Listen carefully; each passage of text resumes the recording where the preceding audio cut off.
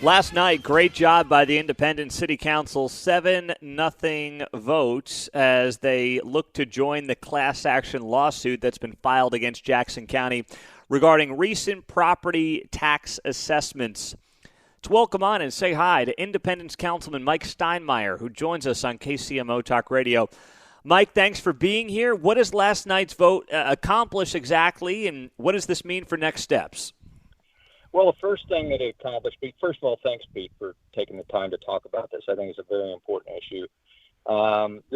What I wanted to do was just let residents know that while as a city councilman, I don't have much that I have as far as input. I don't have that process input that they had, but I wanted them to know we hear them and we're listening to them, and we want to stand with them. But I think right now what we have to do is that discovery process. I have learned so much about this process that troubles me, both at the state level and the county level, and I just want people to know we're going to start looking at ways to stand with them. And I think the first measure is going to be looking into possibly joining, if there's an injunction going to be filed, that we look into that and stand with them and support that. So you would be filing this lawsuit against Jackson County in particular. But what's interesting, of course, as you know, Mike, is that the Jackson County legislature has basically begged the county executive, Frank White, to put this whole process on hold and stall this thing temporarily till we get this all figured out, with nearly 40,000 people filing appeals. So how exactly does this work with the legislature seemingly on your side in all this? Yeah, I've listened to there was a meeting last Friday that the area chambers put on with county legislation, and of course this was the topic. I don't know where our county executive is. Primarily, he's not coming out and talking to people. He just keeps saying that what they're proposing is illegal, but he's not coming out with any solutions, which is very troubling.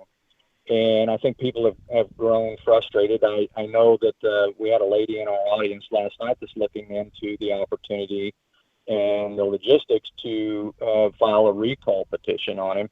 And so we'll see if that happens as well. But somebody has got to get our county executive to the table, and we've got to start working on some solutions here for this arbitrary process. Now, you did, Mike, also pass a resolution last night, right, asking the county executive to maintain assessed valuations in Jackson County at 2022 levels for this calendar year as at least a temporary solution? Yes, we did, and that received support as well. I don't think he's going to do that. This is I really see this headed for the state to get involved. I think that the state and the county have got to reconcile with what the legal process is, and it looks like to me there's a lot of finger pointing and not a lot of responsibility being assumed here. So what's the timeline on what you guys did last night? I mean, people are in Independence. They're wondering if they can stay in their homes in some cases, how much their property taxes are going to go up after these wild assessments. Like, what is a timeline? I know that people are going through the appeal process, but from what you guys did last night, what's next? That's a great question. Well, I sent I've put out a couple of requests to our city councilor prior to this vote, asking for some sunshine requests to be made on the contract and the bidding process. He was asked to put everything on hold until the council approved and gave some direction. So now that we have that, I sent an email this morning asking them to put this into a full speed mode and asking our city manager to release him to do what he needs to do. So I know that people are asking that question. There's going to be a lot of conversation probably happening today with the attorney who has the class action suit filed, at what we can do to join it, what we need to do. Like I said, my big push right now is hopefully we're able to file or join an injunction process where we can do a hard pause and do a reset.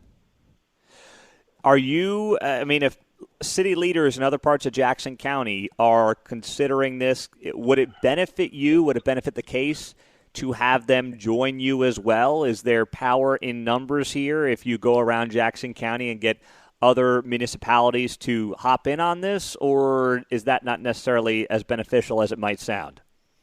No, I think that my hope was that other municipalities would stand with us or line up behind us and say, let's go.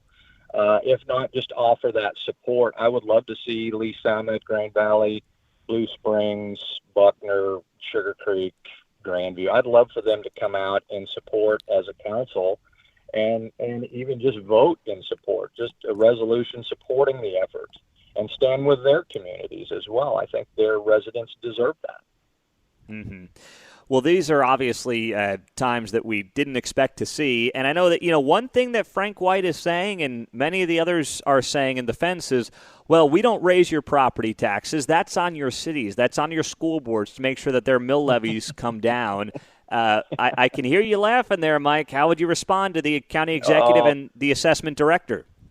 This is such a complex issue, and it has – I heard the term, it'll have a ripple effect in our economy. Pete, this is going to be monsoonal. It really will be. I mean, the fact that we're going to have so many people that are looking at potentially losing their home. My thing that frustrates me the most is, taxation. The authority to tax us is given by the people. And we don't mind paying taxes for services, Pete, but to be heavy-handed in that process, people, they don't like that. And I think that this is where we're at. The government does not have a right to our assets. They're not entitled to the things that we own. And at some point, I think people are going to send that message very clear, not just to the county, but to the state.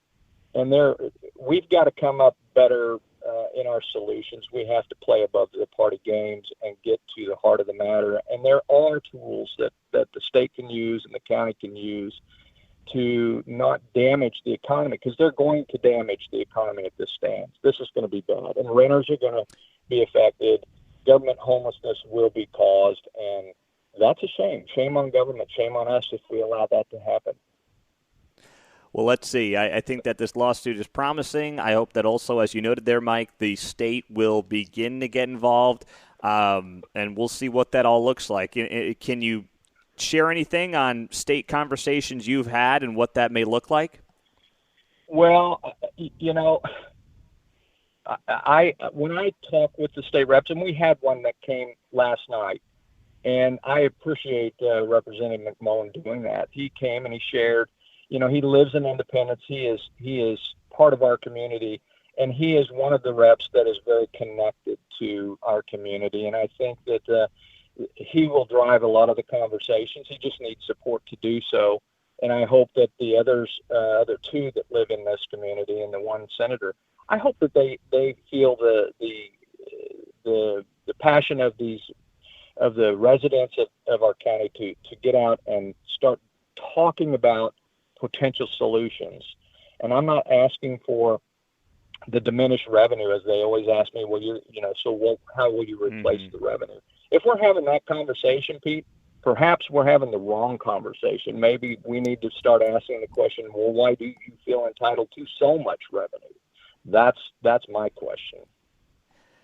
Great question. We'll be following. Well done last night. Independent City Council 7-0 vote. Move ahead and try to join this lawsuit against Jackson County and these assessments.